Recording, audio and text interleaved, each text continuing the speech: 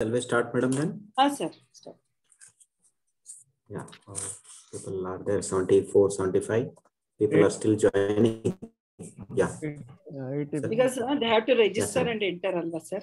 A form fill ಮಾಡಿ enter ಆಗಷ್ಟರಲ್ಲಿ takes. No, the meeting link has been, I think, sent to all the registered participants.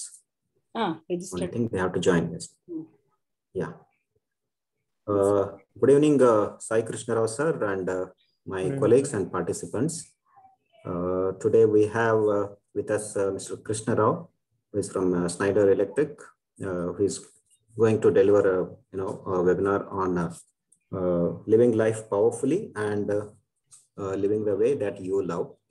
And I welcome all of you for this webinar, and over to Dr. Maitra madam to welcome Mr. Sai Krishna Rao formally. Okay. Thank you, Dr. Vincent. Yeah. And seeking the blessings of His Holiness, it's my pleasure and honor to introduce Sri Sai Krishna Rao, and an illustration career spanning of 32 plus years. He was a vice president and business unit head of ABB Limited for 18 years, business head and senior program leader at Landmark Worldwide for 4 years, senior consultant corporate HRO Wipro Technologies Limited for 2 years, and general manager operations Centum Electronics Limited for 5.5 years. Since 2.5 years, he is a general manager at Schneider Electric, responsible to develop the human capital in technical universities in India to be relevant and employable in line with technology disruption. And Sri S.K. Rao areas of specialization are business management, business development and consulting, organization performance transformation, leadership development, executive coaching, and contextualized training and development. And now I will request Sri S.K. Rao to take over the program. S.K., please. Thank you. Good evening, everybody. Thank you, Maitra, and thank you, Vincent sir, for calling me and giving me an opportunity to talk to your people. I think around 90 plus people have joined in as of now. It's really a pleasure for me. And Maitra called me last week and told me she wanted me to address your students. And I told, what is the context? And she said, sir, people are going through a lot of stuff, a lot of concerns, worry about the current conditions. So anything that you would say that could empower them could really help.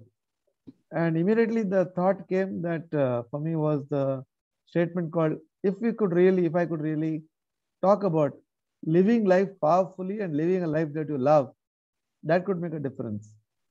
So here I am being invited by Maitra, and Maitra is my connect with Maitra has been for more than 10 years now. And I've seen, I think one of the most powerful ladies that I've seen in my life is Maitra. I'll never forget who she's been. And if time permits, if there is an occasion, I will share the kind of courage that she displayed in one of those situations that she faced in her life, which is actually etched very strongly inside me. And I use her example in most places when it comes to the matter of courage. So that's Maitra for me. Thank you very much. Okay, good. So let's talk about the topic today, living life powerfully and living a life that you love. So participants, I know I'm in a different panel section. I can only see myself and Dr. Maitra and Dr. Bhimsen. I would love to have seen all of you. Normally, I don't participate in this format. I'm participating with people. I'm looking at them. I'm seeing them. But I'm here like I'm only have to look at the participant list. I'm not seeing you. I hope you guys are seeing me. So the way we can participate here is that I'd love some interaction with you. I'll have some questions for you. I'd love to have some interactions with you, because that will make it a dialogue. Of course, with the paucity of time, we can't have much of a dialogue, but still, I would like you to participate. So when I ask you questions, you can raise your hand, and Dr. Bhimsen sir or Maitra sir will unmute you and ask you to answer the question, which is very important in forwarding this intention. So this intention is not an ordinary intention. How do we live a life powerfully? How do we live a life that we love? Everybody wants it, but it's not like everybody is aware about how to do that. But so it is as important as it is needed, but at the same time, it's so important that we discover it. And the discovering of it will come from you having questions or sharing, speaking about it, etc. That's the only way to go about it. But unfortunately, of course, we just have 2 hours. This conversation can go for days. These two, they've got so many topics that can come in. I have selected some topics that could really leave you powerful in dealing with this. So let me share my screen, which I'm going to use it as a tool to begin the conversation. Okay. So living life powerfully and living a life that you love is the theme of today's webinar. So when you look at it, there are 2 components to it. One is there is power that we're talking about, and the second thing that we're talking about, love that we're talking about, living a life that you love and living life powerfully, right? 2 components. So what is living life powerfully mean to you? When we say living life powerfully, when you hear the word living life powerfully, what do you hear in it? What does it mean to you? Can somebody share? What do you mean by that? You can raise your hands, and then Dr. Bhimsen, Dr. Maitra will unmute you to speak. What does it mean to you when we say, or when you hear living life powerfully? Just the word powerfully. What do you mean by that? What does it mean to you? What does it speak to you? What do you hear from that? Sir, ಈಗ hand raise ಮಾಡಿದ್ರೆ ಅವರನ್ನ unmute ಮಾಡಕ್ಕಾಗಲ್ವಾ? Bhimsen, Dr. Bhimsen, you are muted. Yes, sir. Nobody has raised their hand. I mean, okay. Yeah, so, I can unmute them. Okay. Maitra has raised her hand. Anyway, Maitra, you don't get to answer this question. But anyway, all right. So my request again is that please answer those questions that I asked, which is very important for you. And your answering the question will contribute to others. So remember, you speaking is not only about your point of view, but your point of view when you share, it will make a difference to others. So I invite even the faculty who are there from Bangalore as well as Mysore to share or answer those questions that you have asked, because it will make a difference. So anybody from the faculty, when you hear this statement, living life powerfully, what does it mean to you? Anybody wants to share? Or you can put in the chat box, by the way. Yeah. There's a chat box. All of you could, if you are so worried, so scared, so shy about communicating orally, you could put it on your chat box so we can see what do you really understand by, or what do you mean by, what do you get by when I say living life powerfully. SK, can I say something? Yes. And even you can unmute. If you go to the participants. No. Those of you who want, you can unmute and you can speak. No. We too can unmute, no problem. Okay, sir. Okay, sir. So Anil says being truthful, sincere, living securely. Anjali says living life powerfully means living life with confidence. Very good. So some more is going to come, right? So let's look at what do we really mean by really living life powerfully and living life that you love. So let's look at the first term, powerful. But before that, I would like you to take you through looking at these things from certain principles, right? See, we have our own viewpoints about things, but those viewpoints or our experiences doesn't matter. What really matters is to be looking at life to certain principles.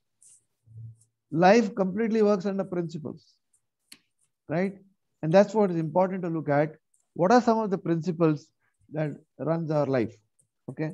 And why principles? Why not viewpoints? Because principles are like natural laws. They are natural laws, by the way, not like, they are natural laws. Like gravity is a law of nature. Can you do anything about it? No, it works. Whether you like it, if you understand it, don't understand it, it works, right? So there are several principles of living life powerfully and living a life that we love. So we're going to discuss one of them.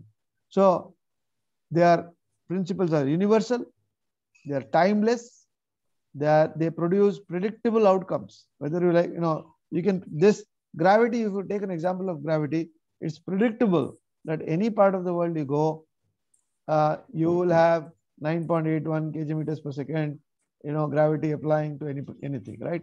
It's predictable and it's universal and it's external to ourselves. It's got nothing to do with you. Whether you like gravity, you don't like gravity, gravity doesn't care. It is out of you, external to yourself. Then it will operate with or without your understanding or acceptance of it. It operates, right? And it is self-evident and very, very enabling when it is understood. What do you mean by enabling? See, the most time people did not come in terms with gravity, they did not know how to fly. The moment when they got to terms with gravity, possibility of flying became possible, right? So understanding those principles will make you or enable you to live a life powerfully. So that's the need for knowing certain things of realities of life through principles. So let's look at what does it mean to have power, really. Okay. So let's look at power. Is it power means to have some money? Power means to have position. Power means to have knowledge. Power means to have wealth, etc. Do you get power from that? Yeah, people say normally, knowledge is power. They say, right? Or they say, money is power. If I have money, and you see that if you have money, you will feel powerful. You don't have money, you don't feel powerful. Therefore, you begin to think or live life on thinking, if I have money, I'll be powerful. If I have position, I'll be powerful. If I have knowledge, I'll be powerful. And that's what we get sold out into. And then you have seen people with lots of money, no power. Lots of knowledge, no power. Lots of wealth, no power. And sometimes in the back of your mind, you keep thinking, oh my God, does it really mean that all this don't have power at all? What is really power then? You still keep asking that question to yourself. But then, not knowing the underlying principles of power, you are not aware, right? Power is a very simple principle. Power is, when you look at it, is the speed at which you can put your intention into action. How fast can you put your intention to action? If you have the speed of doing it, that means you have power. You have an intention, you are able to do it, you have power. For example, if I ask you, do you have power to walk? Definitely. You will get up and walk. Your intention to walk is so fast. You just have to think and you get up and walk. You don't even have to, there's no time lapse between your thinking to walk and walking. So if you notice, there are so many aspects of life, you have a lot of power. That is, you can act as you intend it, right? But look at it, there are so many aspects of life. There are intentions, but there are no power. You are not in action over there, right? So you can say the principle of power is the speed at which, how fast can you put your intention to action? If you have the speed to do that, that means you have power. All right. Okay. So now let's look at, if that is power, what stops your flow of power? What takes away your flow of power? So before that, I would like you to start looking at some examples of it. Okay. Gandhiji didn't have any position power, but he was one of the most powerful leaders. Nelson Mandela was in jail, but he was the most powerful leader in South Africa, right? Dhirubhai Ambani didn't have the power of money. He started his business going on a cycle, right? Turned out that it is one of the largest companies in the, almost the 10th largest company in the world. And I want to let you know, who is the most powerful person in this planet? Who are the most powerful people in the planet? If you notice, who are very, very powerful in your life? Who do you say? Just put it in the chat box. Who do you notice have a lot of power? Anybody? Any guess? Okay. Somebody says farmers. Hope it was true. They don't have much power, by the way. That's why they are on strike. They have power to strike. Businessmen, capitalists, children. Dr. Soumya, you said it right. Children are the most powerful because I'm going to say some things. I'm going to tell you something. What stops flow of power? You will notice children don't have those conversations. So children are the most powerful. So what does it mean? We were all powerful. We are all powerful. But we have lost some power today. As we have grown up, growing up, we lose power. So let's look at what stops your flow of power. 3 important things I would like to share with you that stops the flow of power. One is being threatened, being reactivated, upset. When you are threatened, you lose power. When you are reactivated, you lose power. When you are upset, you lose power. The second important thing that you lose power is when you stop trusting yourself. You lose power when you stop trusting yourself. And the other point of the most important point of losing power is when you get too significant or serious about life or whatever you're dealing with. You're so attached to something over there. Like it hits your existence that if it isn't there, you feel like you're going to die. That kind of attachment takes your power. All right. So these are the 3 things. So let's look at one by one and some principles behind it, some reality behind these being threatened, reactivated, etc. Right? Trusting yourself, etc. So the first thing that we look at what are you mostly being threatened by? What you and me are mostly being threatened by. Anybody? You want to put something on the chat? What do you get threatened by mostly? Future. Very good. Bhavit says future. Right. Who else? What do you get mostly threatened by? Time. Okay. Losing the loved ones. Insecurities. Very good. What else? Good. If I put all of them are valid. If I give them one word to it, I would say that you and me are threatened by uncertainty. Right? What like future? Future is uncertain. Insecurities, all coming from the world of uncertainty. We are not clear. We are not sure what is going to happen. Right? So we get threatened by uncertainty. Right? What is uncertainty really? Uncertainty is a lack of knowledge or basis on which to make a prediction and act upon. That is all it is. I am not aware what to do. That's all uncertainty is. Or what is the basis I have to make I can make a prediction. What can happen? I don't have any tools to make a prediction and act upon. So it's a condition where I don't have knowledge. I'm not aware. Or I don't know what to, I don't have a basis to make any predictions to act upon. Just this conditions, this state throws us away. And why this throws away? And what does it throws away mean? It leaves us with an experience of fear, worry, and uncomfort. See, we are so much attached to being comfortable, right? When we know things, we are comfortable. We cannot be in the experience of uncomfortableness at all, right? So the moment we see something uncertain, where there is no knowledge of it, where we cannot predict anything to act upon, we get very uncomfortable. We are left with an experience of fear and worry. Why does it happen to us? So before we look at it, we're going to ask you a question. Has life been certain any time?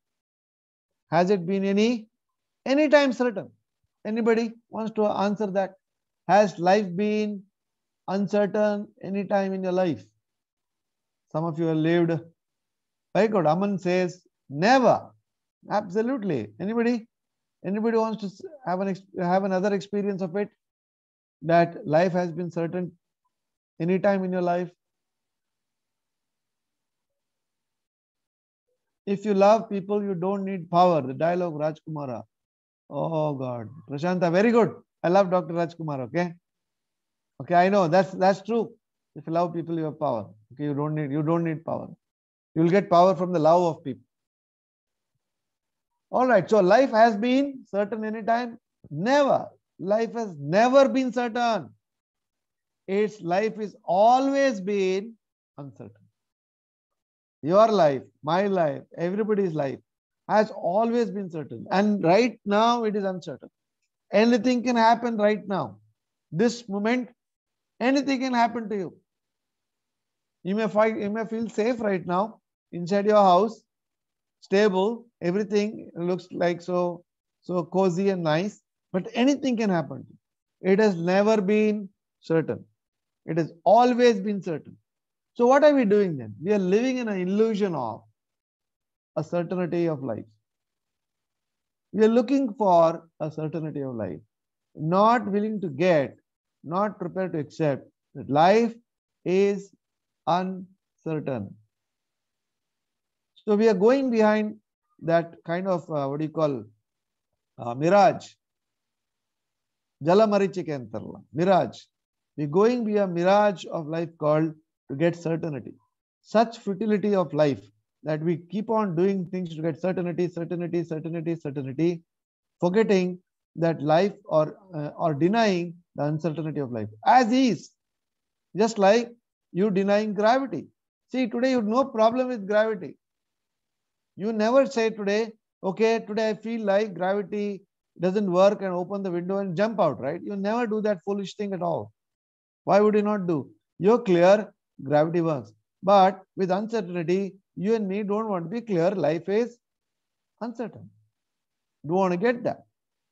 We want to be in this illusion called getting to have some certainty in life. And that's where the problem lies. So why does dealing with uncertainty has not been powerful to us? It's simply because we don't have a powerful relationship with it. What do? We resist uncertainty. Whenever uncertainty comes up in life, whenever you don't know what's going to happen in the future, whenever you don't know what to do, whenever you want to venture into new things, we resist it. We say we don't want this. We look for certainty. And we miss an opportunity to create. So what happens? As one of the principles, whatever you resist in life will persist. So your worry will persist. Your fear will persist. Your insecure feeling will persist. It will always persist because you resist uncertainty. Now, how do we deal with that? How do I take power in dealing with uncertainty? The way I can deal with power, generate power in the face of uncertainty is to accept it. To accept what? That life is uncertain. That's the only way. Like you have accepted gravity today. The way to deal uncertainty is what? Accept it. Life is uncertain. The moment you accept it, life is uncertain, it opens up a space for you.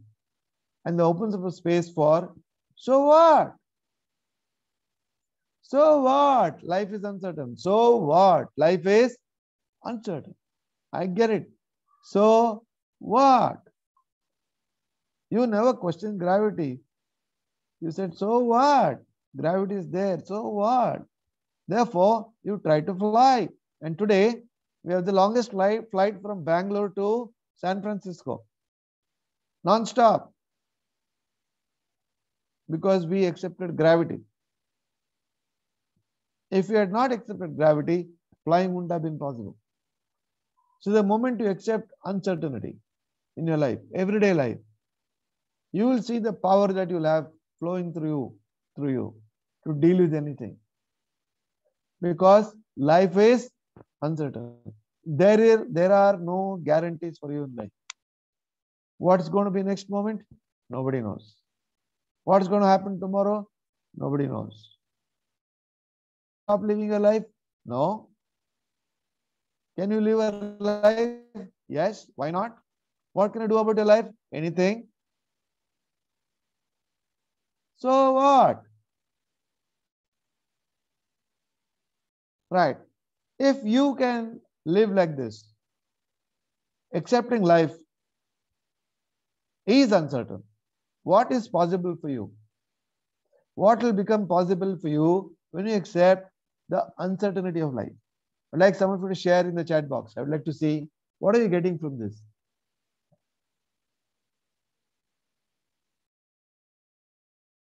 Some of you please share. What will be your life? How will your life be? What do you see is possible if you can accept the uncertainty of life? What do you see is possible for you? Right, Akshita, very good. No disappointment. Simplicity, extraordinary, right? So Dr. Samya says simplicity, acceptance, yeah, acceptance of your life. It will be wonderful, adventurous, definitely. You will have peace of mind, and peace of mind is a lot of power, by the way. Power comes from having a lot of peace of mind. Happiness, superb. Thank you very much for sharing that. When you can accept life is uncertain, not resisting it, stop resisting it, right? You will see a lot of power flowing for you, because now you will see, hey, what's the point getting worried? It's anyway uncertain, so let me act. Life suddenly becomes like an opportunity for you to live, to create something, to make something happen, and it's okay. It's okay. It may not be turned out. It's fine. Very good. With that, let's go to the next part of the section where we lose power. The other part that we lose power, as I said, is the fear of failing or being unsuccessful. There's a lot of fear that you and me go through, right? Due to which we lose our power to act. Remember, we talked about power is the speed at which you can convert your intention to action. Why don't you take action? Because you're fearful. Fearful of what? Fearful of failing. So there are two components here. One is fear, another is failure. So let's look at this aspect of it. What is fear and what is failure? So let's look at fear, right? If you look at fear, fear is there are some, let me give some, bad news about fear first. All of us look to live a fearless life. If I were in a room, I would ask, agree? And most of you would have said, yeah. We would like to live a fearless life. But let me give you a bad news. The bad news is fear is not going anywhere. It's not going away at all. There is no moment in your life that you will be fearless. It is going to happen only once. When you and me are on a 4-wheel drive to this place called Harichandra Ghat, we are fearless. Okay? When somebody is taking us, by the way, not when we are walking. We are fearless. That's only one moment that we are fearless. So the bad news is fear is not going to go away at all. Why? Because it is as per the design of the universe. Fear is given to you as a emotional, is one of the emotions is given to you to save your life. If you did not have fear, you would have been long dead and gone, by the way. Imagine you are walking on the street, a bus comes in front of you, and you are not fearful at all. You know what is going to happen to you next, right? Imagine you're walking and suddenly a tiger comes in front of you, and you're not either fighting it or running away, right? You know what's going to happen to you, right? So fear is a God-given gift to you. For what? To save your life. But you and me are not stopped day to day by those kind of fear, which are real fear. A bus coming in front of you, a tiger coming in front of you are real fears. You and me are not stopped by those real fear to act. What are we stopped by?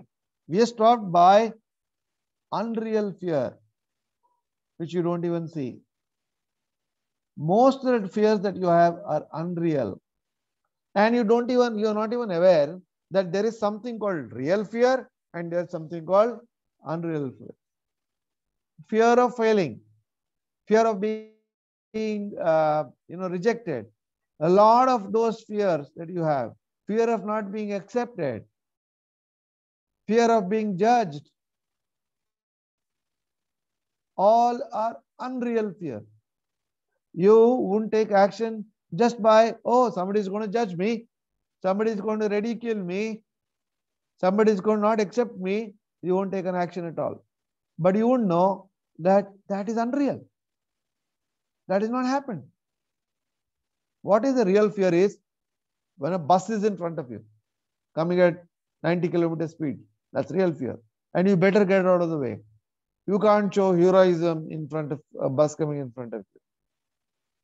So the fear is a very important emotion given to a human being, and it is to give a human being to survive, to save himself. But we indulge in fear which is not real. We live in a unreal fear. How do we deal with fear? Fear. I don't know why I'm getting fever today in my mouth instead of the word fear. Maybe too much of COVID news. Okay. So how do you deal with fear? You deal with courage. Courage is the only way to deal with your unreal fear. Even your real fear, you deal with courage. Either the fight to flight or fight to fight acts, comes from courage only. But what is courage? We need to really know what is courage. Is courage a state of not having fear or absence of fear? Courage is not about having absence of fear. Courage is taking actions in the face of fear. So remember, I told you, fear is not going to go away. You will be fearful about being judged. You will be fearful about being ridiculed. You will be fearful about failing. But failing, I'll come to it. What is failing? Because these are two together.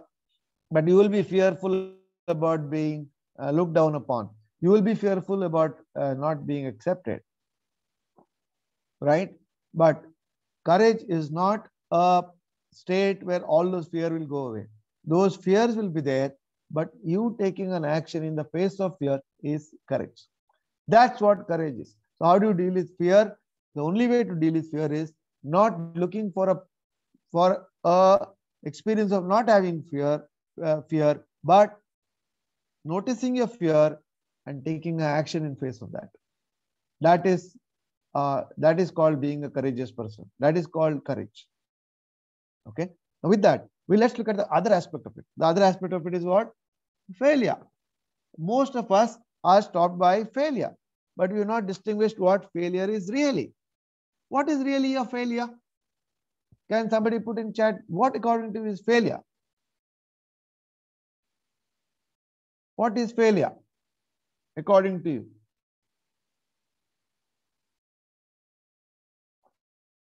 Lack of preparation. Very good.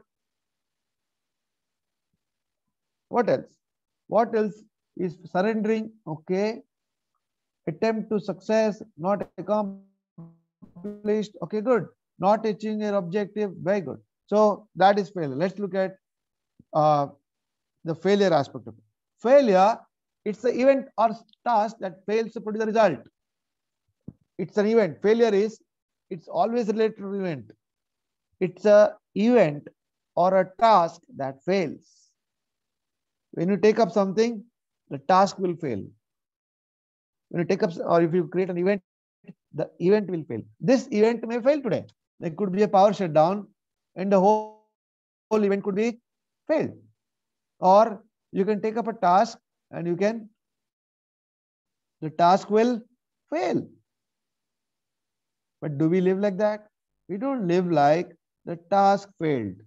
We don't live like the event failed. How do we live? We make it mean that I failed. You and me make it mean what? when something fails, your task fails, you make it mean that you failed. I failed. That's what make it mean. And you call others, you tell others, hey, you are a failure. Or you'll say, you know what, I failed. That's what you make it mean. You'll never say, hey, the event or the task that I took on failed. Moment you say, I failed, or you say somebody else failed, you get off the hook and you stop looking on the task that failed. See, when you fail, you don't look at the task. You start looking at you, what's wrong with me? Because you say what? I failed. Now something has to do okay about me. Either you have to do something about yourself, somebody has to do something with you because you declare that you have failed. That's how you take yourself on the hook and say, I failed. That's where your power goes off completely, because now you made a declaration about that you are a failure. Nobody can do anything about it. You stop looking at the task. You stop looking at the event. Why did the task fail? You never look into that. You would make a declaration called, I failed. That's what most people do. Most people make themselves as a failure. So the question is, you have failures, no doubt. You may have a question, but I have so many failures. Yes, you have failures, no doubt. But are you a failure? Is what you have to look at.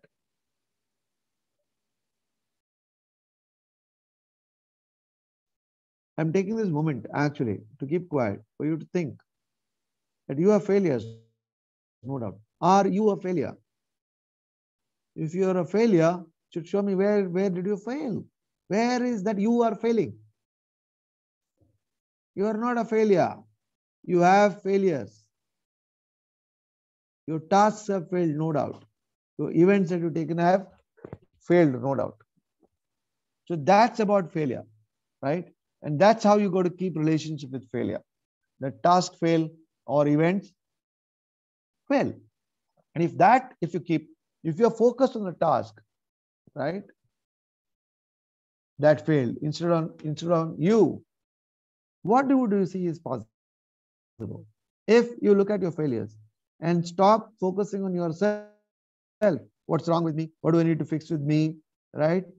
Why do I fail? If you stop your failures, focus on yourself and stop looking at the task, what would be possible for you? I'd like to hear some of you sharing in the chart. I know you will say stepping stone, success and all. That doesn't give you much power. That is all emotional, emotional, what do you call, empowering. Deal with life straight, simple. You don't fail. I don't fail. What fails is task fails. That's all. Event fails. Of course it will fail.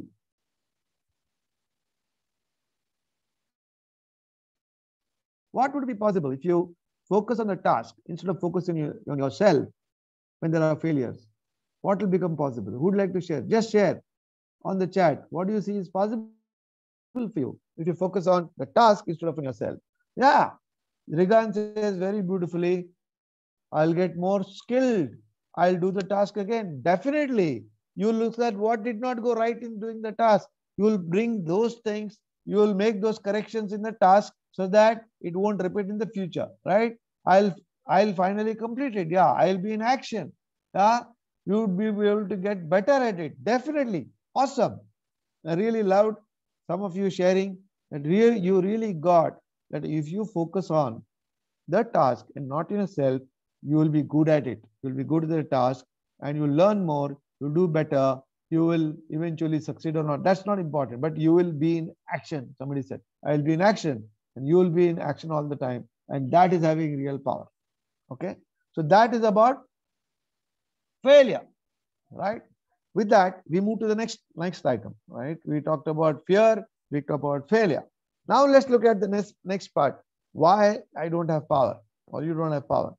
Power because you don't have confidence. All of us want confidence, but look at it. Self-confidence is not very much available in your experience. Why do you think so? Why do you think confidence is not available? Right? So let's look at important thing about confidence. How does confidence come to you? When do you get confidence? Who would like to answer that question? When do you get confidence? How do you get confidence? Go ahead, share some, what is the source of confidence? Please go ahead. I would like to see in the chat box. Hello? Hello? Can I see some chat box, please? Yeah. Positive self-image. Okay, got it. Okay, what else? How will you get confidence?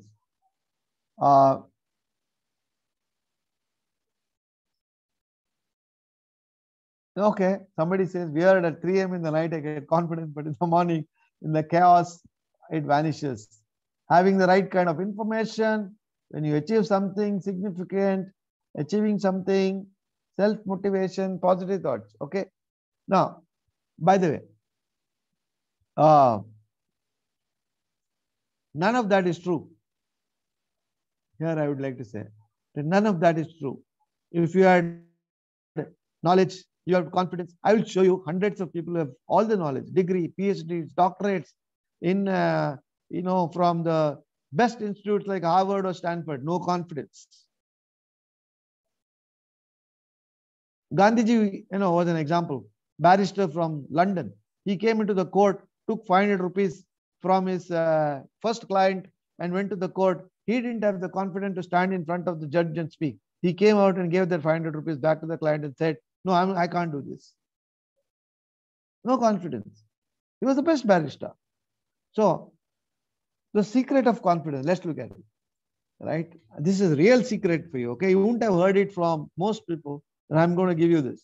This is real secret. It's going to be hard, but it's going to really take you a boost your confidence like never before in your life. Are you ready? So, confidence comes in from, it rises from trusting yourself. It begins with you having self-confidence, begins with trusting yourself. But how do I trust myself? If you will ask the question. Yeah, somebody will say, yeah, I trust myself. May not be really. I have to answer the question. Some may say, no, I trust myself.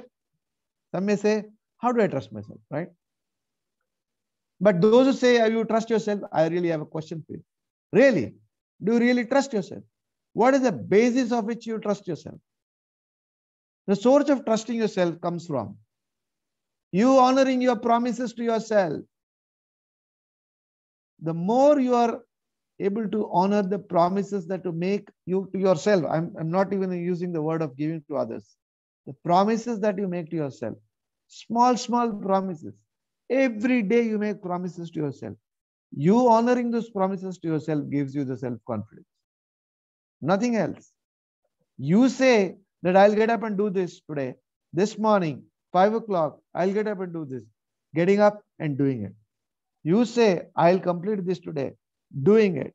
You say somebody that I know this is where I'll be. You doing that. Every promise that you make to yourself, the more and more the promises that you make to yourself, you start honoring them. Your trust in yourself will go up. Unquestionably, unbelievably. And then your confidence level will be very high, a new high. You have no idea about this. Most people have no idea. The biggest thing that we do is we don't honor the promises that we make to ourselves. And what do I mean by honor? Honor is not about keeping promises. Honor is making promises when you're not able to keep them, declaring it that again and again, making a new promise and doing it. Or saying you're not doing it and not doing it and dealing with the consequences of not doing it. That is about honoring a promise. You make a promise and you keep it. If you can't keep it, declare again. When are you going to do it, right? And then do it. And if you're not going to do it, or if you're delayed to going to do it, deal with the consequences of that as well. That's when you actually start honoring the promises that you make. As you honor your promises to yourself, your trust will go up. Now, some of you would be also answering, how do I get trust from others? While this is not part of the agenda today, but I just want to tell you, how others will trust you is when you keep your promise or when you honor your promises that make to yourself, to them. When you make your promises to others and you honor those promises to others, their trust in you will go up. But that's not the point of question here today. The point of question here today is what takes my power away? What takes my power away is not having trust in myself. And what takes my trust away from me is me not honoring my promises.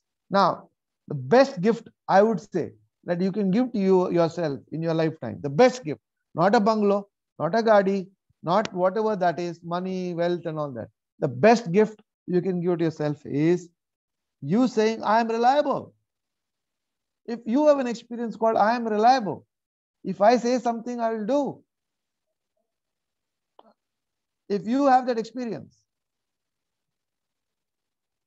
that's the best gift. Most people have not given that gift to them, that I am reliable. You ask them, they'll say, I don't know.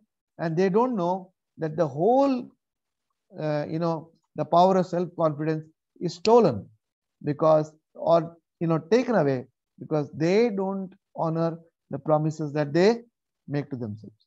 If you become that kind of a person, if you are someone going to honor your promise, what will become possible to you? Someone share. I would like some of you to share. If you're going to keep your, or honor your promises day to day, every day in your life, for yourself, I'm not even asking honoring the promise you made to others. If you start taking the practice of honoring your promises that you make to yourself, what will become possible to you? Go ahead. Some of you share. I'm waiting to see your share in the chat box. Go ahead. Even they can raise their hands so that you can talk if you want to, or you can put it in the chat. Yeah, it boosts your, that's obvious, Dr. Rekha, it boosts your confidence. What will become possible for you? If you going to honor your promises that you make to yourself every day, what will become possible? You will move forward. Yes, I could achieve your goal. Yeah. Seems like that's the only thing I need to do to be productive. Rigan, I like that, what you said. You will have satisfaction. Bhavit says improving ourselves every day. Fantastic. Definitely. Thank you very much. I got your word that you are getting this, right? And I trust that you're going to honor this about honoring your promises that you make to yourself every day. The last thing that we're going to look at that takes away our power is we talked about being too significant. Being too significant, serious about your life. That is, you making it mean that it will threaten your own existence. See, how you live a life is, you don't live, you'll say, how is your life? Cool, cool. Do you really live a cool life? You say cool, but you're so worried inside. You're so worked up inside. There is no real coolness to you. Why? Because for you, you're so significant about life, about what you're dealing with, about the issues. So significant. So, if you're a student, you're so significant about passing, so significant about getting a great job, so significant getting a lot of money, so significant about getting successful. And if you're a parent, you're so significant about your children doing well. You're so significant. If you're an employee, you're so significant about being successful in your life. So much so significant. What do you mean by significant? It is life-threatening for you that if you don't get it, it exists like it will take away your existence, that you will die. That is how you make it mean. That is how you hold it to life like that. So significant. So serious. You can't even smile. There is no, sometimes I'm saying, you don't even laugh too much because they'll say, if you laugh too much, then you'll cry. So you're so significant about laughing also. You won't even laugh. You won't even smile. You go to a corner, you are so, when you look at your face, I say, when somebody looks at our face, They should see life happening. But do you see life happening in your faces when people look at your faces? No, because you're so significant, so scared, so threatened, so much significant to life. Now, how do you deal with that? How do you deal with this issue of what human beings being significant to life, right? Get aware of three important things. One, nothing lasts. There is no permanency in this world. Everything is temporary. This is the reality of life. Nothing lasts. Everybody goes through a cycle. A baby is born. From that, it starts moving. It becomes a youth. It gets married. Then children are born. Then it dies. Nothing lasts. It's just a moving train. Nothing is permanent. Seasons come and go. Everything comes and goes. There is nothing permanent. Everything is, if you look at atomically, everything is dynamically changing. Nothing is in one state. Everything is moving from one state to another, one state to another, one state to another. That's the reality of life. Nothing really lasts. So why do you then care? Why do you so significant about everything lasting? Your youth should be lasting. Your success should be lasting. Your position should be lasting. Your name should be lasting. Your wealth should be lasting. Your relation should be lasting. You are holding on to everything lasting, where the reality is nothing is going to last. Everything is going to be temporary. That's one point. The thing is, nothing is finished. Don't be too significant about everything. All this is finished. No, one after another, it is creation all the time. Life works on creating. This one, after that, somebody dies, somebody gets born. Something gets over, something starts beginning. In the ending of it, something gets beginning. That's how life works. Nothing is finished and nothing is perfect. Don't be so significant of being perfect. It's all contextual. Nothing is perfect. Now, if that is what is true, how do we then take away the significance of life? I put this picture.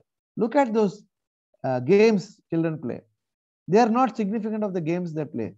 They play the game, they fight, they do all that. Then they go back, next day their friends say they come back and play again. Now look at it. If you could play, look at it, whether life is really a game. Can you play the game of life? I really play my life as a game. Everything is a game. Job is a game. Relationship, everything is a game. Of course, there are rules in the game. You got to play by the rules. Like every aspect of a game you can see in life. If you don't play by the rules, you'll be out, or you'll be punished, or you'll have consequences. So you got to play the game of life by playing what? By playing by the rules. That's all life is. And then it's all over one day. And then another game starts. Sometimes you know, sometimes you don't know what game starts. When this game gets over, another game begins. Is that perfect? No. You can do better all the time. Nothing is perfect. So, all games have a start and end. So do our game of life. There is a game of life also. We start somewhere and we end somewhere. But it's all a game. Right? If you live the life like a game, but not being significant and serious about it, what will become possible for you? I would like to hear from some of you to share what will become possible for you if you lived your life like a game, or you forget about life. Even you studied, because most students are, you took up your career like a game, your achievements as a game, your aspirations as a game, and played by the rules like a game. What will become possible for you? Who would like to share? Go ahead. What will become possible if you play life as a game? We would accept the failure and success sportively. Very good. Again, life will become opposite, to be honest. Retrying after failure would become a fun habit. Okay, very good. Daritri says, yeah, enjoying. Rakshita says, losing is a part of life. Yeah, absolutely. When it's a game, losing becomes part of life. it would have value and meaning, Shubhamji says, right? Anybody else? If you played your life as a game, what will become possible? Good. With that, we will now go to the next part of it, right? The next part of the living life powerfully and living life to love. The next part of is living life that you love. Let's go to that. So before doing that, wherever you are, you take a 10-second stretch break, like really a stretch break. Stretch your hands, have a deep breath, inhale and exhale, and get ready to start looking at the next aspect of living a life that you love.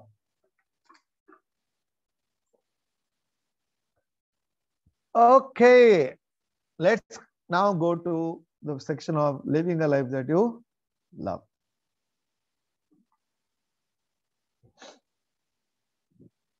So the first thing that we're going to look at for living the life that you love is look at who is responsible for your life. Who is responsible for your life? Your life means, when I'm asking, I can ask, who is responsible for my life? So who would like to answer that question? Who is responsible for my life, your life?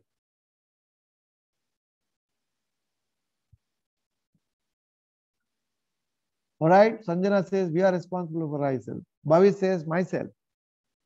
Rakshit says, ourselves. Very good. I expected this answer.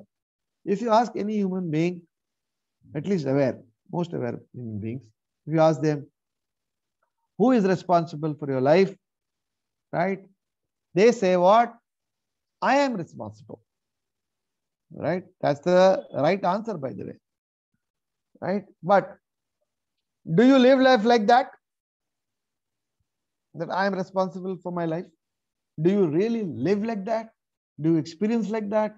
Do you live like that? If it was true, then why you and me have so many complaints in life? Why do you say that my life sucks? Really? And you say, if I ask you why your life sucks, you will say, my life sucks because, and your list goes on. Because he is there, the teacher is not okay, the college is not okay, the material is not okay, this is not okay, that is not okay, stay is not okay, food is not okay. Our life keeps on going. That person doesn't speak to me well. We have numerous complaints about life today. Why do we have that? If I were responsible in the life, you were responsible in life, right? So we got to know what really responsibility means. Responsibility means you can make a choice, right? And you can deal with the consequences of that choice. Responsibility means what? You have the ability to make a choice at any moment of life, and you have the ability to deal with the consequences of life. But we don't exercise our life being responsible. We don't choose our life. We live like a victim. We say, my life is like this because da da da da da, and the story goes on. To live a life that you love, what's important is for you to choose being responsible in your life. Unless you choose responsible being in your life, you have no opportunity to live a life that you love. Which means what? Which means you got to make a choice. Whatever choice, you're going to make it, and you're going to deal with the consequences of the choice. Take responsibility for it. All that you have today in life is out of the choices that you made, wherever you are. And somebody may say, I didn't choose my parents. Hello, you chose your parents. Spiritually, you'll say, you chose your parents. They didn't call you. You chose your parents' income. So right from that beginning of you choosing from your parent, everything in your life today, you've chosen it. But you've forgotten. But you and me would like to blame that my life sucks because my life is a function of da da da da. It's a function of the choices you made, the choices I made. And I can choose that and I can deal with the consequences of that. What we need to do is deal with the consequences of the choices that I made. Can I choose newly? Of course you can. Every day you can choose your life. If you take responsibility for life, every day you can choose your life. That's the first step in living a life that you love. Now, having done that, now I would like you to take through another principle called living a life that you love requires you to begin your life or create a life with end in mind. See, I told you can choose your life, right? How do I choose my life? One of the way to choose your life is to start choosing a life with how? How do I choose your life? It is to begin your life with end in mind.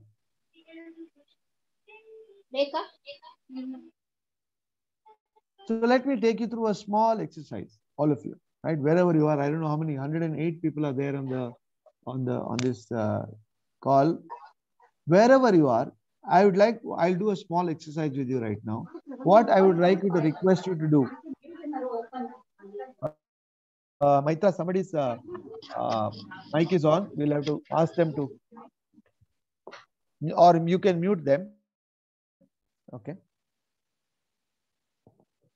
So remember, the first thing to live a life that you love is you got to take responsibility for the reality of life called you are responsible for life. That means what? You have an ability to make choices and your ability to deal with the choices that you make.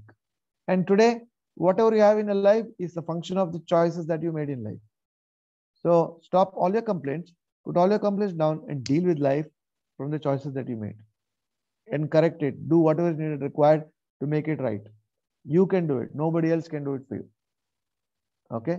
Then the other thing is to do about is choosing a life is actually designing and creating a life that you love. How do I design and create a life that I love? The principle behind that is start creating a life beginning with what? With your end in mind, your last days in mind. Come from the future back to the present. That's how you can design a life that you and live a life that you love. So I want to take you through. I'm going to stop sharing, and I want to take you through an exercise right now. Okay, I'm going to play. I'm going to ask you to all to close your eyes and follow my instructions and start visualizing something. This will be for 2-3 minutes, right? To start visualizing.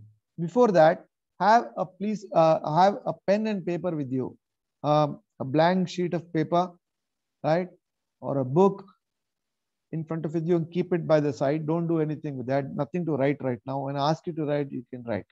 Okay. So keep a pen and paper with you, and you need to close your eyes when I ask you to close your eyes, and you just listen to what I'm saying and start visualizing it. Simply, you have to visualize. Visualize whatever I'm saying. You have to start visualizing. I'm going to play a music as well for you to listen to that, right? And you have to just listen to the music. You don't have to worry about the music. Just listen to what I'm saying and start visualizing. Okay. All right. Good. So I request all of you to close your eyes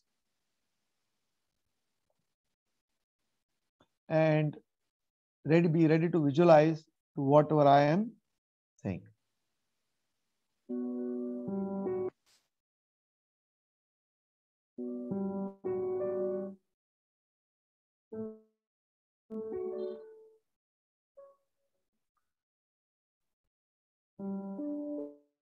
Today it's been a very hard day for you. You dealt with so many things important in your life. You've done it all, and then you're going back home to rest.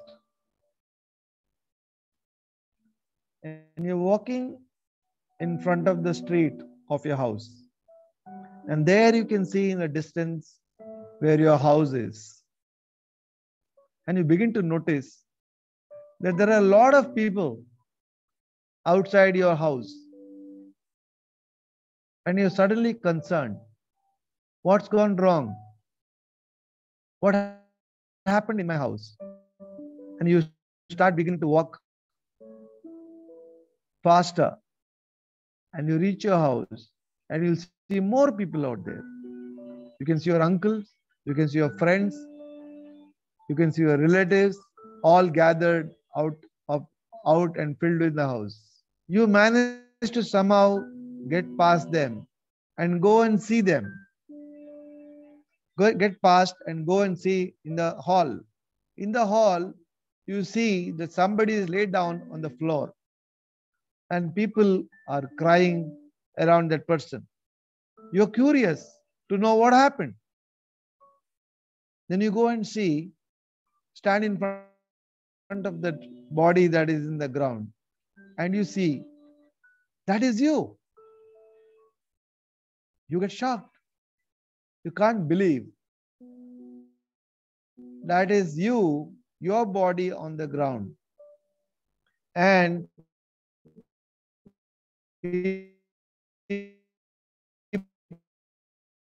people around you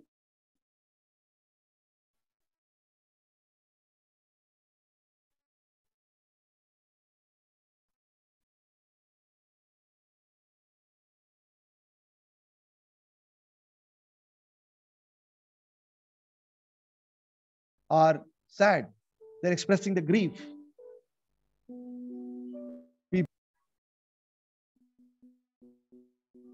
Now think deeply. Now think deeply. What would you like each of these people to say about you and your life?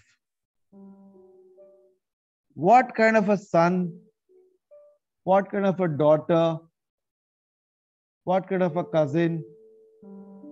What kind of a friend? What kind of a husband? What kind of a wife? What kind of a father?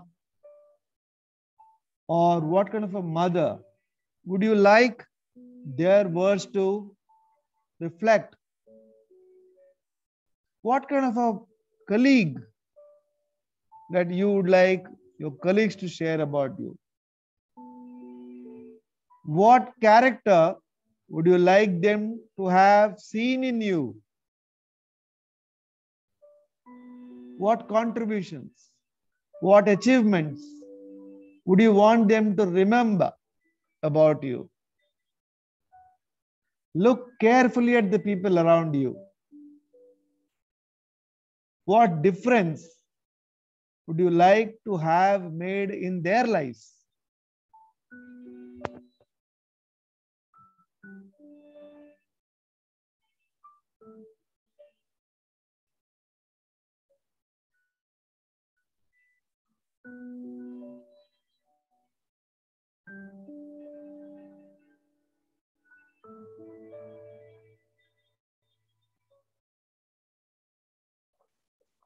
Thank you very much for participating in this inquiry. Now, I would like you to open your eyes and take that piece of paper and start writing whatever you noticed. Simply start writing. Whatever came up for you, simply start writing. I'll give you 5 minutes to do that, right? And then I'd like some of you to share what did you notice? What did you see about your life? Just simply start writing. Take 3-4 minutes. I'm going to ask you to stop, then you can stop to share.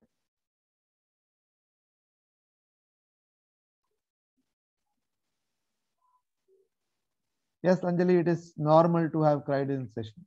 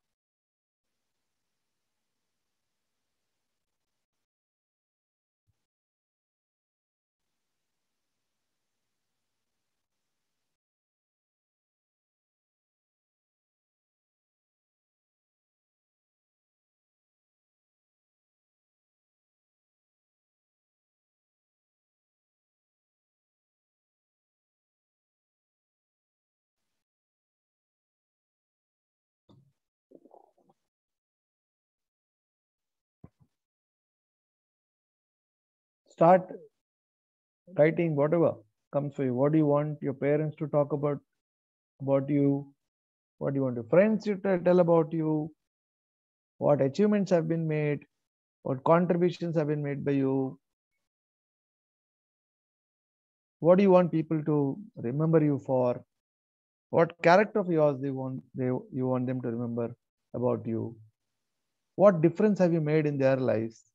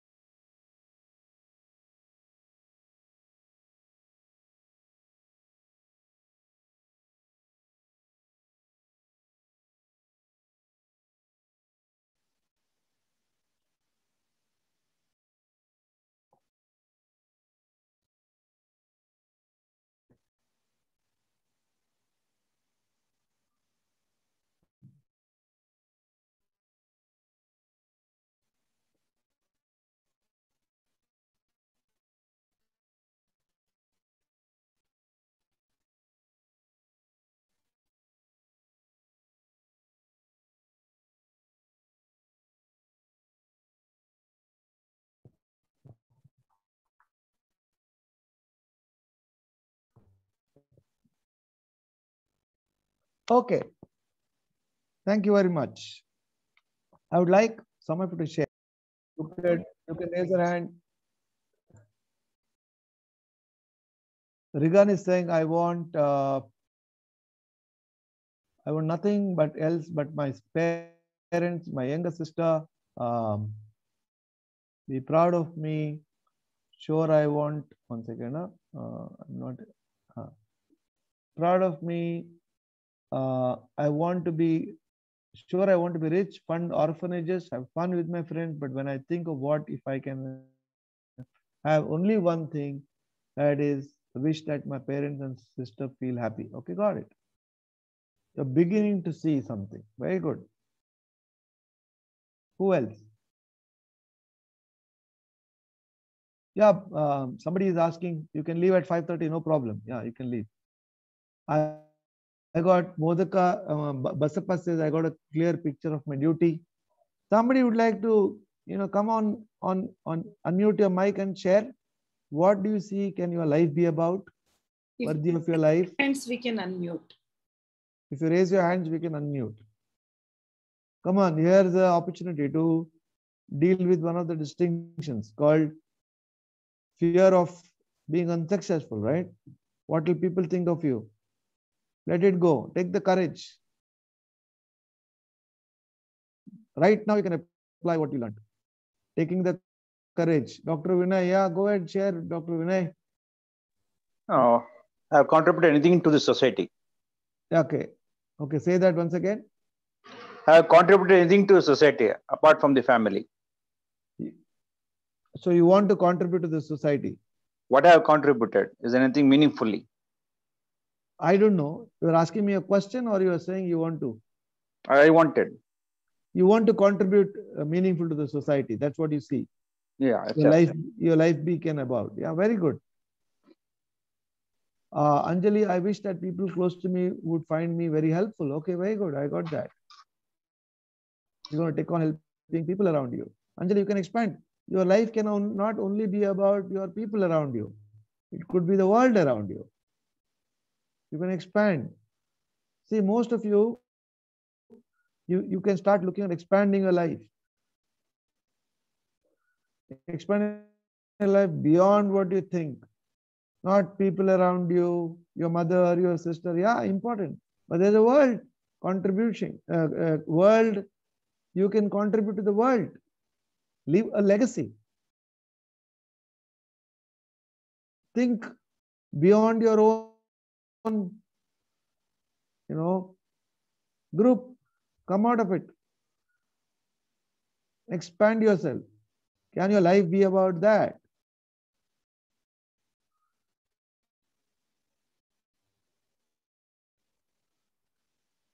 Right, Daritri, you're talking about I made most of them smile at least for once. Yeah, the whole world. See, you've been living a very small life, thinking about yourself, being too significant, fearful about uncertainty, fearful about failure. It's time to expand your life. It's time to actually free yourself up. It's time to fully live life.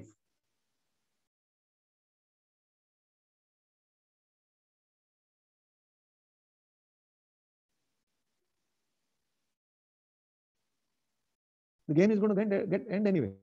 The beginning of the game of your life is going to end. It's not going to wait for you. But in that game that you play, you can play full out. Do you get what I'm saying? Don't live a small life. Live an expanded life. Okay. Regan is saying something. Okay, I want to teach about computer software to many people. Adult teenage, build a library. Very good. Inspires us to talk about uncomfortable topics. Etc. Very good. So Regan has begun to see life bigger. He wants to go beyond his family and all that. Right? Yeah, Rakshita is saying people don't take our failure as seriously as we assume. Absolutely true. Because they're so much worried about their failure. They're not worried about your failures. Good. So I trust that you guys have, not even, I request or invite you that you guys start living a big life. Come out of those living small about your life, your scores, your marks, whatever that is. Start looking at what can you contribute around organizations, companies, societies, people, communities. Will that be worthy of your life? Your game of life is going to end like anybody's game. You are in one stage of a game, that's all. And life is uncertain anyway. You like it or not. What will make you really enjoy the experience of life is playing full out. That will make the game of life really enjoyable for you. Not playing small. All right. So with that, I would like then to take you through looking at what are some of the things that you need to take care to keep this what you saw in this 5 minutes journey visualization alive.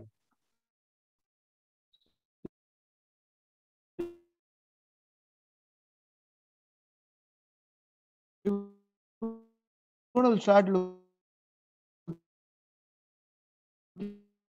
at, so after tomorrow you're seen in the visualization, you can start creating a mission statement for yourself.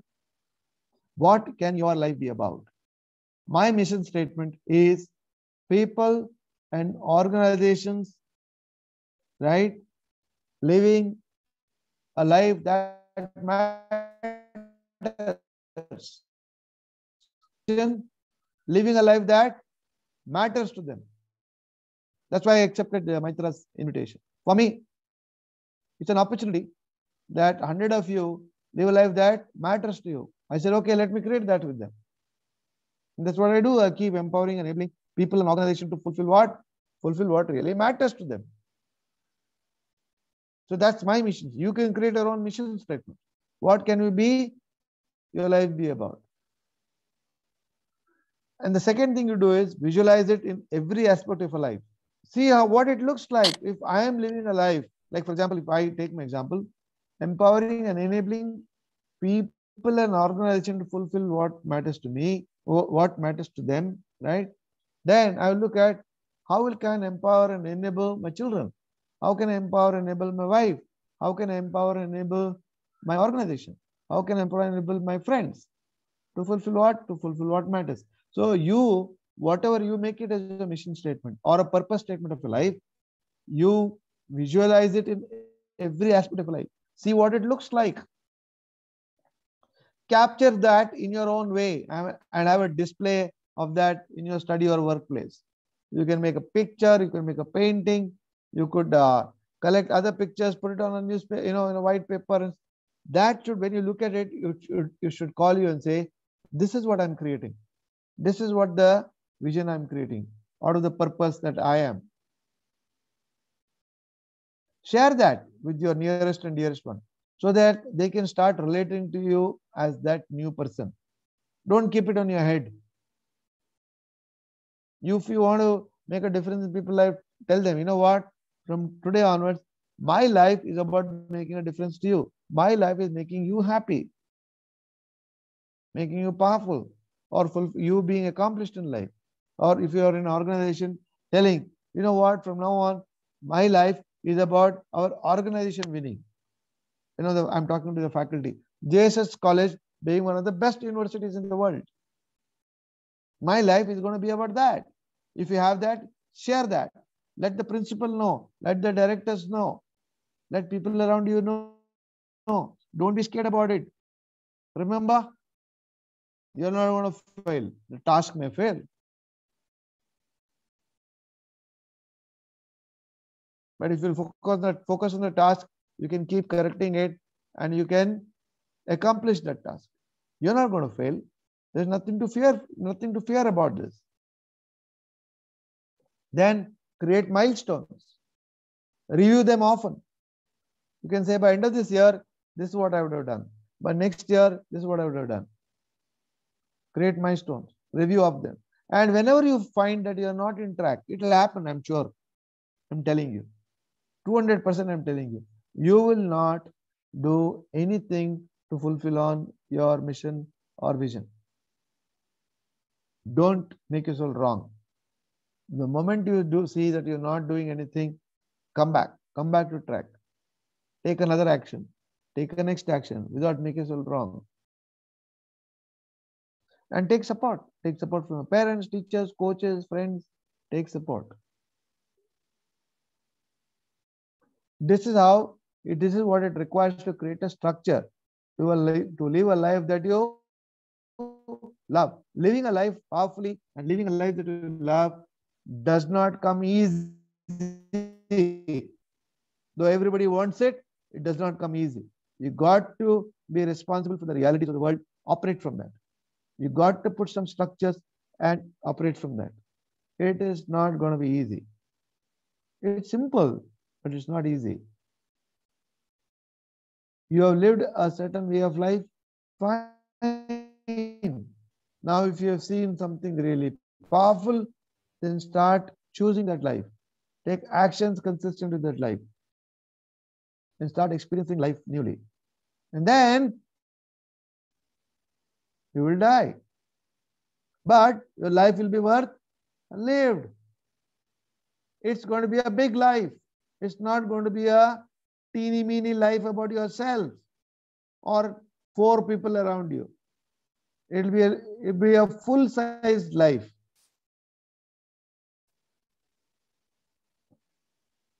That's what I am interested in. I think that's what you should be interested in. Living a full life, living a life powerfully and living a life that you love.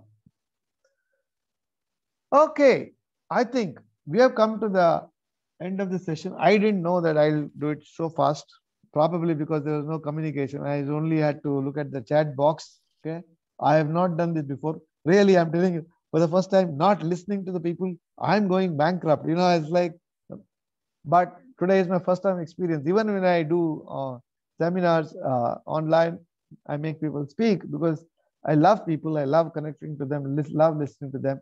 However, a lot of you, took the courage to, not a lot of you, some of you are still acting with no courage. Okay. Anyway, I understand wherever you are, you could be in different places. But from whoever shared, I got a sense of that you got what I intended to create. What does it really mean to live life powerfully and live a life that you love? What does it really look like to live life powerfully and living a life that you love? And what principles you need to operate from to live a life powerfully and live a life that you love. Remember, it is the principles that you have to be masterful in. It's not about the notion, not about the knowledge, not about the idea. You have to practice those principles. Like one of the principles was honoring the promises to myself. That gives you self-confidence. That's the principles that you operate. You want self-confidence? Nowhere to go. Nothing to do. Not getting a big body, muscle and all that. You want self-confidence? Start honoring your promises every day. That's the principle. How do I deal with fear? Courage. What's courage? Acting in the face of fear. That's the principle of courage. How do I deal with failure? Taking you away from failure. Just focus on the task. Knowing, being aware, that's what failed was the task failed, not me. I don't fail. I'm not a failure. I have failures, but I'm not a failure. Task failed. Focusing on the task, not on yourself. That's another principle. How do you deal with uncertainty? Accepting uncertainty, not resisting it. Life is uncertain. Accepting it fully. That's another principle. And see, so what? And say, so what? And take the next action. Create something else that you want to create in the face of uncertainty. Finally, I told you about what? The principle of playing the game of life like a game. Living life like a game. It's a game really. And of course, the most important part, I told the principle of life is you being responsible for your life. And responsibility is you being aware that you can choose your life and deal with the consequences of that as well. Your life is going exactly the way you made choices. Deal with it. Don't blame anybody else over there that your life is going a certain way. It's simply because you chose that. You chose to act a certain way. You made your choices there. The moment you take, you'll have a lot of power. And then you begin to love your life. So this is there's some of the principles that I want to share with you. And I trust that you will practice them. Even if you did 1%, your life will not be the same. If you don't want, no problem with that. You can continue to live a life that you are living. I have no problem with that. But if you take something of that, and by the way, I want to share, all that I shared is from my own experience of life. I don't create and share with anybody which I don't practice. So these are coming from my own practices in my life. This is what I share. So since we have another 20 minutes, two things I can do. One is give an opportunity for you to ask questions. Before that, I told you in the beginning, I have great respect for Maitra, right? So why I have great respect for Maitra is that I will share with you an incident which I experienced in life, which I'm sure if I listen to you, you will see Maitra differently. See, this happened way back, I think in 2009 or 2008. When did you participate in the ILP program, Maitra? 2006. 2006. Maitra was participating in one of the leadership programs that I was leading. And it was a very stringent, very stringent, or I should say, disciplined leadership program on us to participate.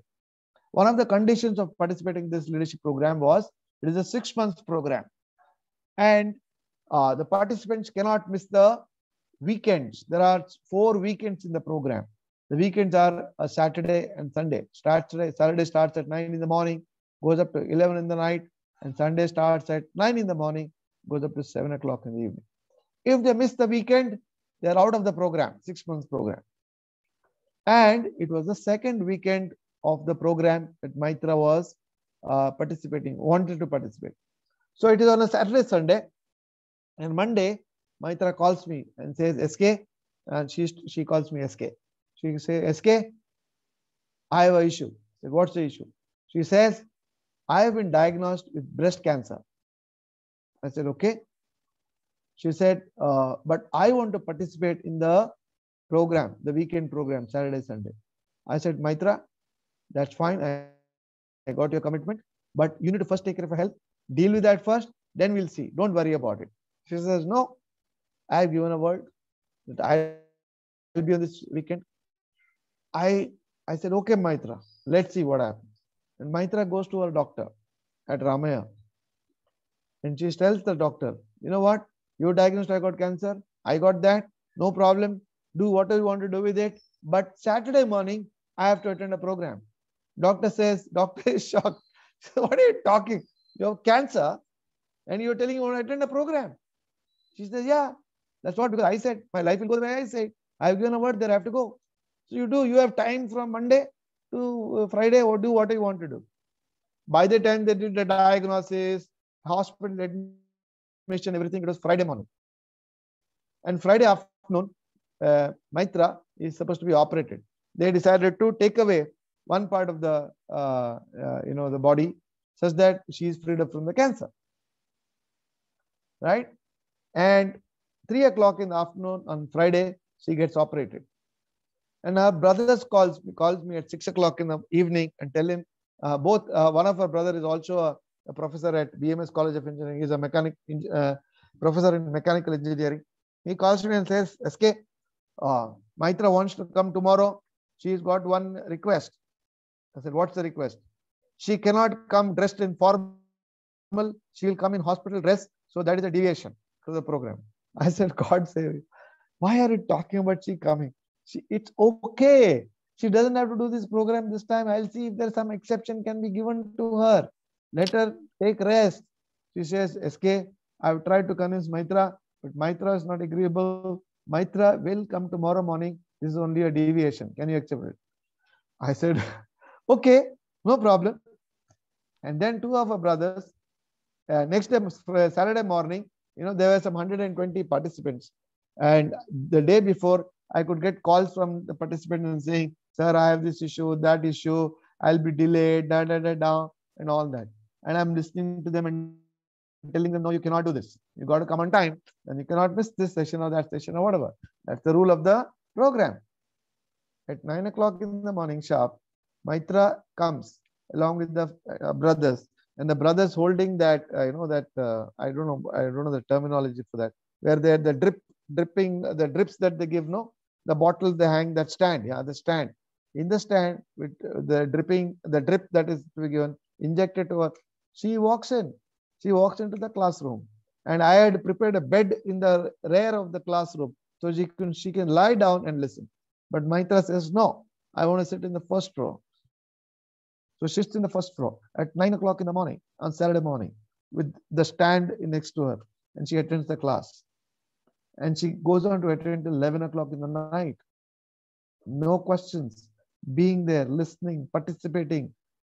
And when she did that, the 119 participants, they got shocked at how one person can go beyond reasons. This is one principle I didn't tell today, but you have reasons not to act. Going beyond reasons and taking action. That was the power Maitra had. Going beyond that reason called cancer, going beyond the reasons called I am operated, going beyond the reason called I am in the hospital, to attend to her classroom, sit there from 9 to 11.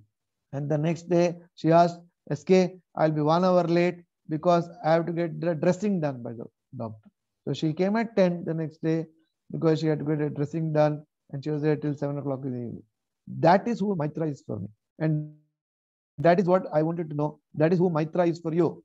Someone who did not bother or did not get scared about this damn thing called cancer in her life and went on to live her life. She came up and said, I'm going to live. I'm going to live until my son completes his degree. Maitra, is that what you promised you made? And Yeah. today, I think your son has completed the degree. Yeah, he has completed. Yeah. She honored a promise that she made to herself. Can you imagine the level of self-confidence I'm talking about? She had to honor the promise every single day. Was she not fearful? Was she not fearful of having the cancer recurring again? All cancer patients have the fear of the cancer recurring again. Was she not having going through it? She was going through it. But she didn't honor that. She honored her promise to live and lived and continued to live. So that's who Maitra is for me. And from that day onwards, my relationship with Maitra altered. I said, oh my God. And therefore, wherever I go, I make a point to share about her in my leadership programs. But today, she's amongst all of you. I said I should share about who Maitra is. Okay, thank you, Maitra, for being such an extraordinary woman in this planet and being a leader in this world. Thank you. Thank you. Thank you, SK. Thank So you. with that, I would like to now give an opportunity for you to ask questions, participants, ask questions, whatever questions you have, right?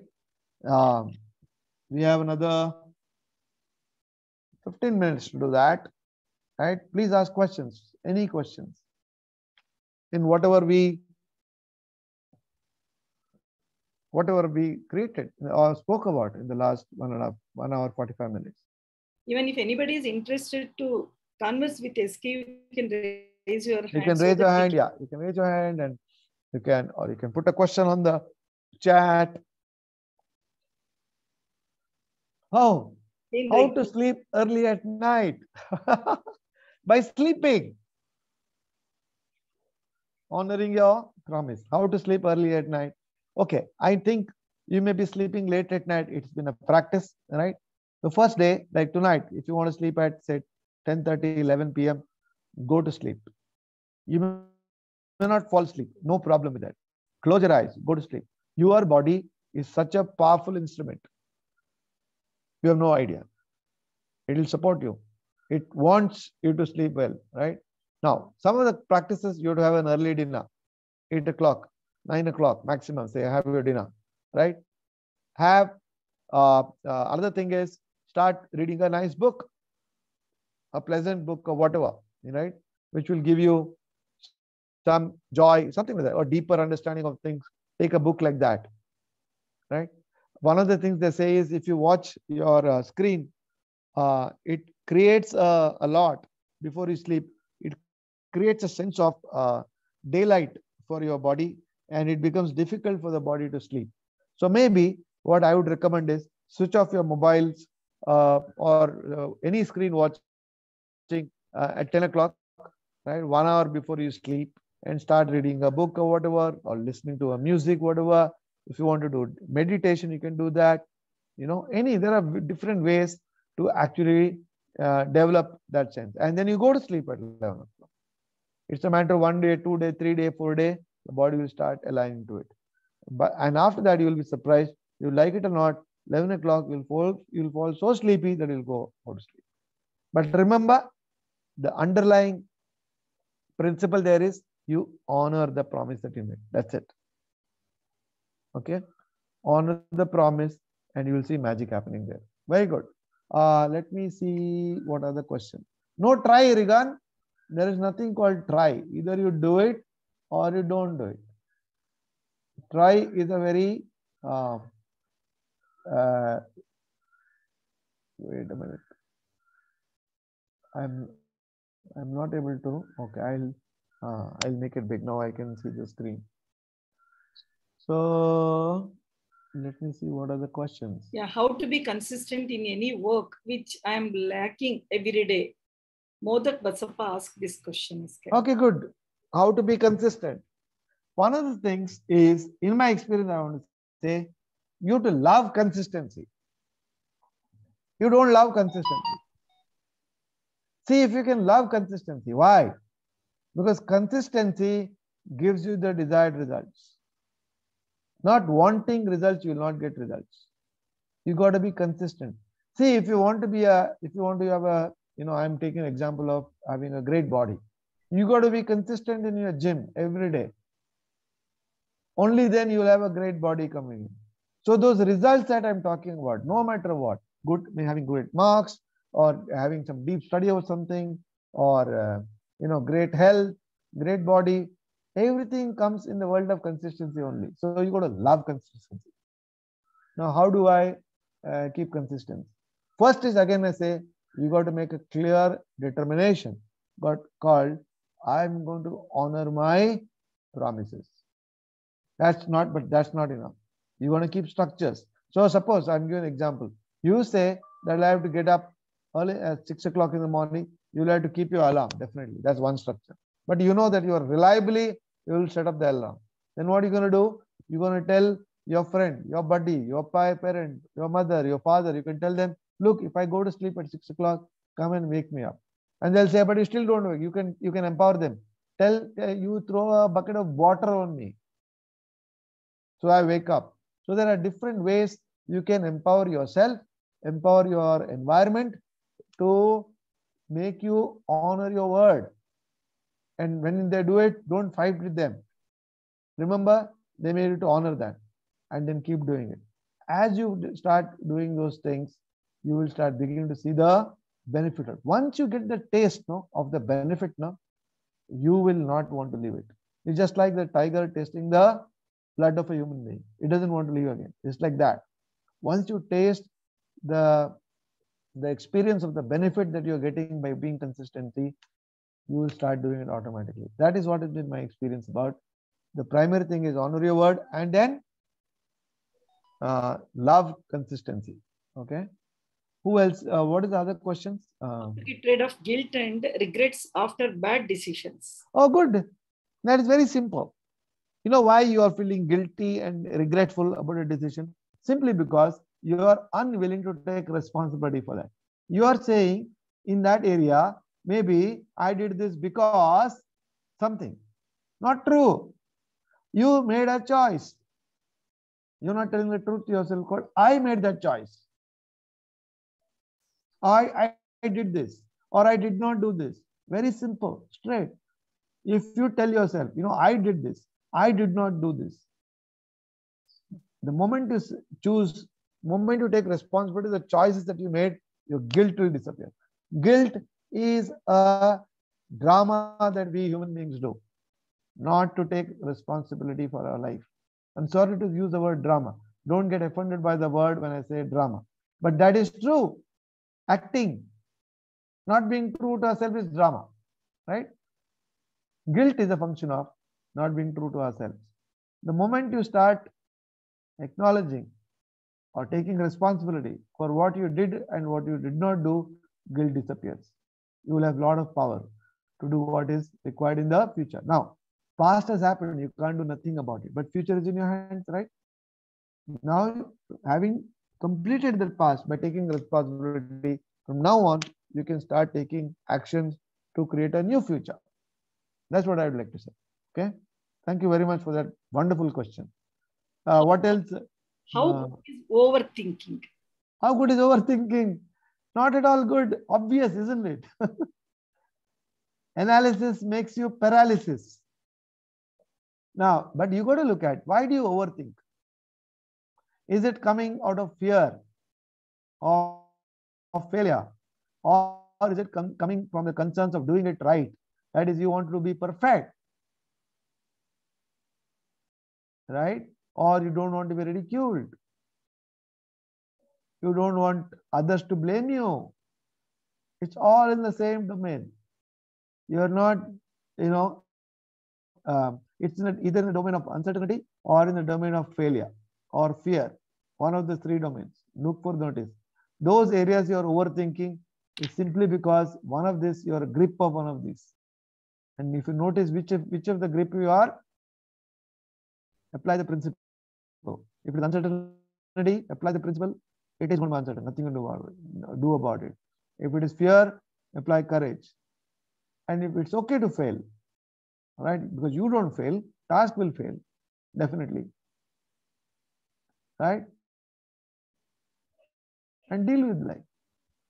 Thank you very much for that question as well. Very good. And Overthinking. Dr. Vinay sir is having some question. Yes. Sir, unmute and ask, sir. Okay. He's raised his hand. Okay, go ahead. Anyway, any other questions from the students? Yeah, I'll check by that time. Yeah. Sir, you can ask the question by unmuting yourself, sir. Sir, how to be punctual, sir, to maintain punctuality? Yeah, it's simple. As the same thing. How to maintain punctuality is, first you got to resolve for yourself that who you are is your word. I'm a man of my word. You have to resolve for yourself that. Okay. Unless you resolve that I am a man of my word, you will not be punctual anywhere. Now, that doesn't mean you will be punctual all the time. So first is that you got to resolve that who I am is my word. Or I am going to honor my promises that I made to myself, or the promise I made to others. Or I am going to be reliable. One of them you have to resolve. After that, you're going to put structures to ensure that you will be punctual. So you go to, for example, I'm just talking about in a very simple example. If you have to go to office every day on time, you have to work back. If 10 minutes before I have to reach, what should I do before that? What's all that you have to work back, keep some buffer and start operating that way, like that. Or if you have to send a document, you have to work back, plan it well, work back. And starting from the day you have to deliver, you work back, put your structures, scheduling, everything. And that's all. Only then you'll be able to deliver it on time or reach on time or whatever that is. Right? Okay. But all that thinking will come, Dr. Vinay, only when you and me resolve that who I am is my word, or I am reliable. Thank you very much. That's a wonderful question. Thank you. And is it possible to sleep only 4 hours a day? And if possible, how can I achieve that?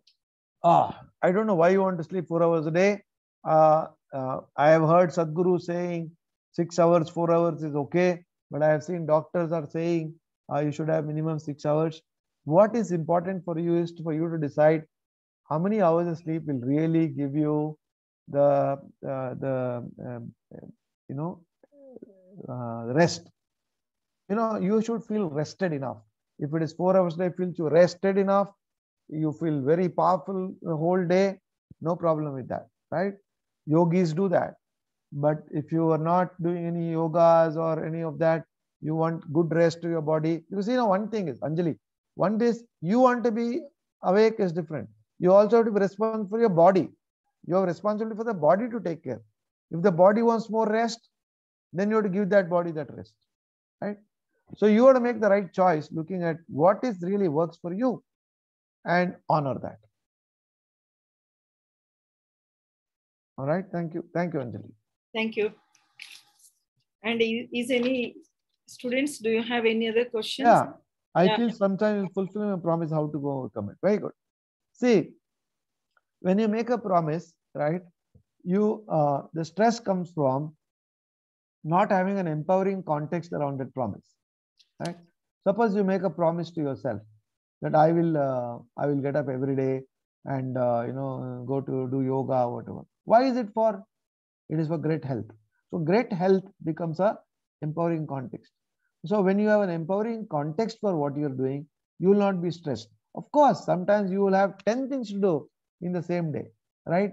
And that time you will feel stressed. What you do is, if you're not able to do it, tell those people whoever you're given a promise to that, this is going to be delayed, whatever it is, and deal with, and ask them to support you and all that.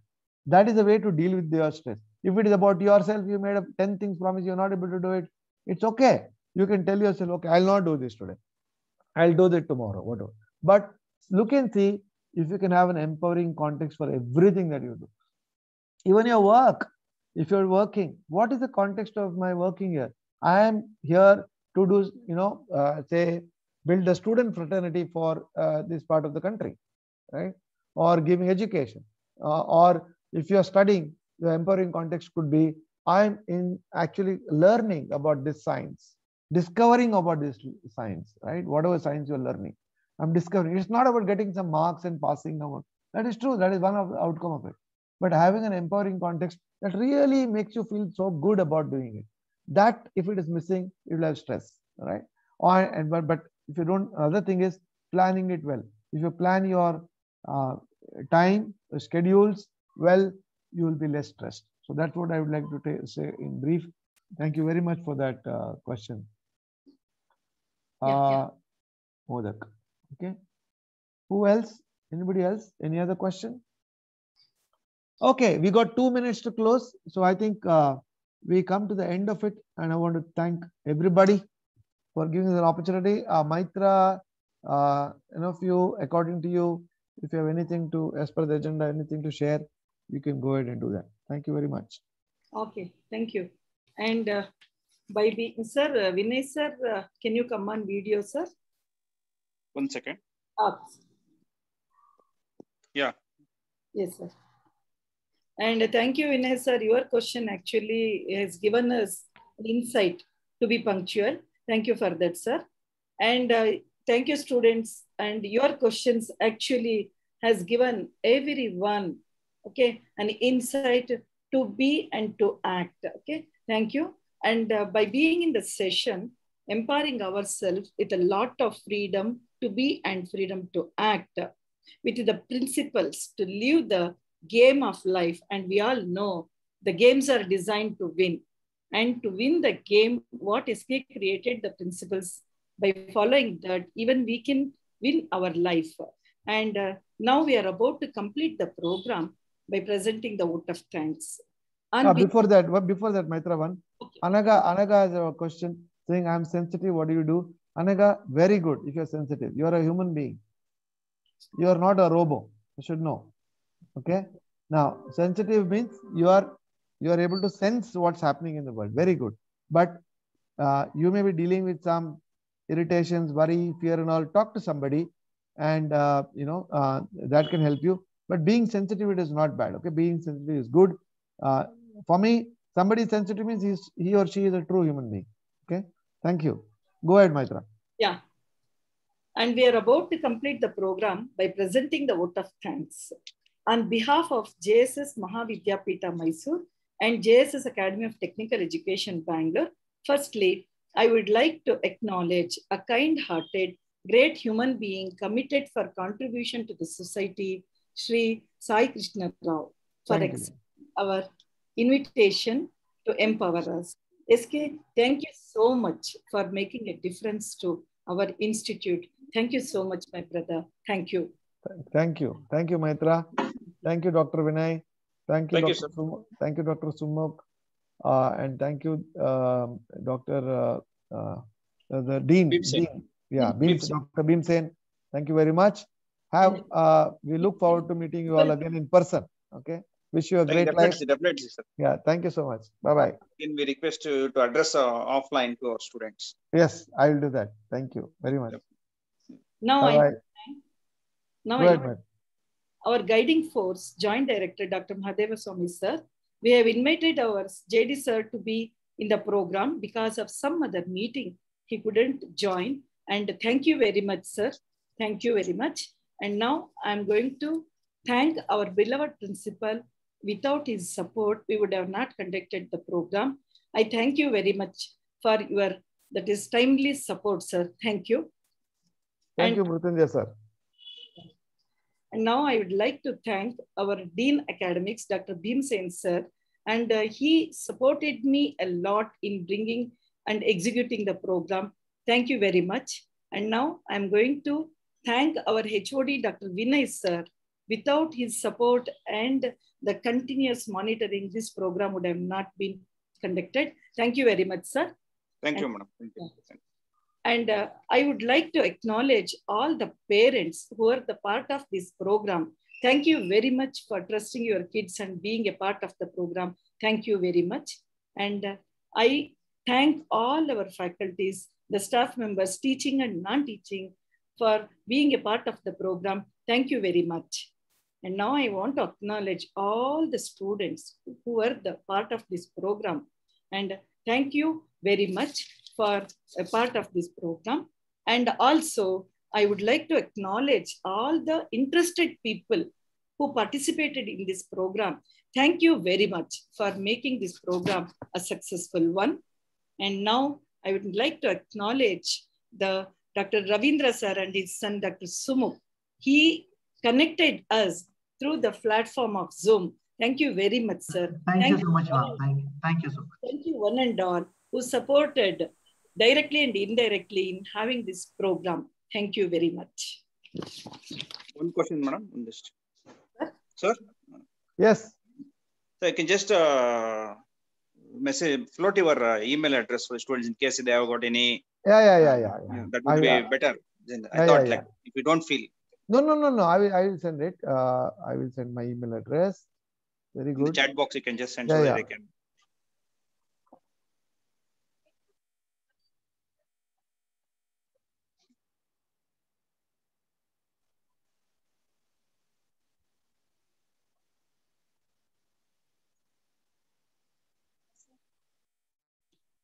And we got my WhatsApp number also I put. You can message me on WhatsApp, or you can send me an email, whatever is convenient to you. And when I have the time, I will respond to you. So all of us are thankful to Dr. Maitra. The moment I said some program should be arranged, she was, as you said, she was acted on that, and she has brought a great personality to our college to know the information from you, sir. We are really thankful, sir. Very thankful. Sir. Thank you, Dr. Vinay. Yeah, yesterday we have a comment that from Modak Basappa. From today, I don't need any motivation videos to do my work. Thank you, sir. That's great. Thank you very much. Very good. You're taking full responsibility for your life. Awesome. Yeah. Okay. And I thank Prakash Majgi, sir, and he has participated and by sharing the link. Thank you very much. And so many people who are participating by joining the link shared in the Facebook. Thank you very much. Thank you, SK. Hey, thank you. Thank you, sir. Thank Yeah. you. And Vinay sir is also my Iraqi brother in the college. SK. Okay. Yeah. Okay. Thank you. Definitely, we are excited to meet you in in person. Yeah, sure. Personally, definitely. Yeah. Thank you. Okay. Bye-bye. Bye-bye, sir. Thank you. Bye-bye.